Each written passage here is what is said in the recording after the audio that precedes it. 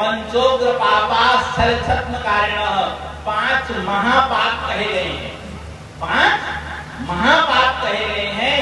यदि वो महापापी भी हो तो भी भागवत जी के श्रवण से सद्गति को प्राप्त हो जाएंगे। अब इससे बड़ी बात और, जो 5 महापाप कहे गए हैं, यदि कोई व्यक्ति महापापी भी हो तो भी इस भागवत जी के श्रवण से, सेवन से वो सद्गति को प्राप्त हो जाएंगे।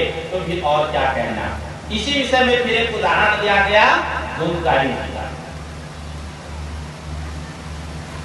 बोले ना, प्रत्यक्ष कथा, यही तो उदाहरण है। तो तुंगभद्रा नदी के किनारे आत्मदेव नामक एक ब्राह्मण निवास करते थे।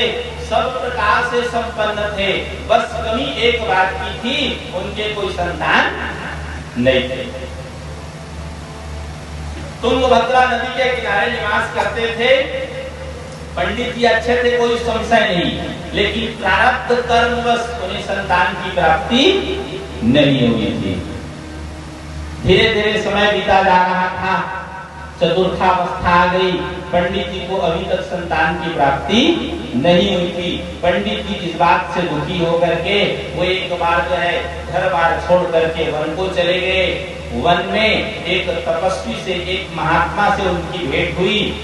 महात्मा जी को देखकर कुछ मन में जो है उत्साह जगा, उनके शरण पड़े और निवेदन किए, बोले आप कृपा करें और जैसे भी हो मुझे पुत्र की प्राप्ति हो जाए। महात्मा जी बड़े पहुंचे हुए थे।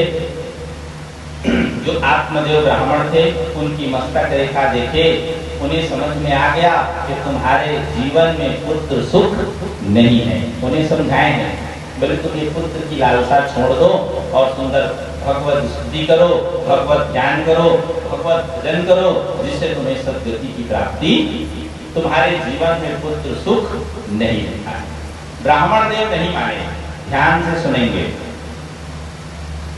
यदि आपके भाग्य में नहीं है, अब आप बरात पाना चाहेंगे, कोई भी वस्तु हो, केवल पुत्र की बात नहीं है, यदि आपके भाग्य में नहीं है, अब आप हट करेंगे, बलपूर्वक उसे पाना भी चाहेंगे, तो कभी उससे आपको सुख की प्राप्ति नहीं हो सकती। ये कथा कह रही है। ब्राह्मण देव नहीं माने। महात्मा जी देखे ब्राह्मण देव हट करने लगे, आप जैसे भी हो मुझे पुत्र प्रदान करें, नहीं तो मैं आपके सामने सिर पटक पटक करके प्राण त्याग दूंगा। अब तपस्वी जी थे, थोड़े चिंतित हो गए, यदि मेरे सामने प्राण त्याग दिए तो कहीं कहीं दोषारोपण मुझ पर लगेगा।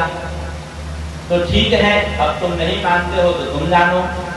उन्हें एक फल भेंट किए, कुछ विधि बतलाए, बोले जाकर इसे अपनी पत्नी को खिला देना और इस विधि से उन्हें निवास करने के लिए बोलना, तो निश्चित रूप से तुम्हें एक सत्पुत्र की प्राप्ति होगी।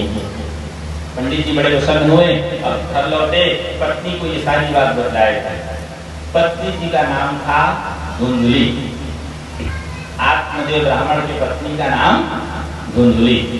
जैसे महात्मा जी बोले थे, सविधि वो फल उन्हें भेंट कर दिए, बतला दिए कि इसको ग्रहण करना है, ऐसा ऐसा होगा, ये करना है। धुंधुली मन में विचार करने लगी, इस फल को मैं ग्रहण करूंगी तो मुझे गर्भावस्था, गर्भ धारण करूंगी तो शरीर भारी हो जाएगा, चलना फिरना कम हो जाएगा, घूमना खाना भी बंद हो जाएगा। गर्भ धारण करूंगी तो दुनिया भर की बातें सोचने लगी। बोले कहीं इसी समय कहीं जो है यदि गांव में कहीं चोर डाकुओं का आक्रमण हो गया तो भाग भी नहीं पाऊंगी। बहुत सी बातें धुंधुली मन में विचार करने लगी। कुतर्क बुद्धि, द्विधा बुद्धि, कुतर्क मन में विचार करने लगी। ठीक है, अब वो अपने कुछ सहेलियों से भी चर्चा की, तो उनकी सहेलियां भी वैसे जो है उनकी, वो भी उनको जो है वैसे बुद्धि देने वाले, जैसे को तैसे मिले।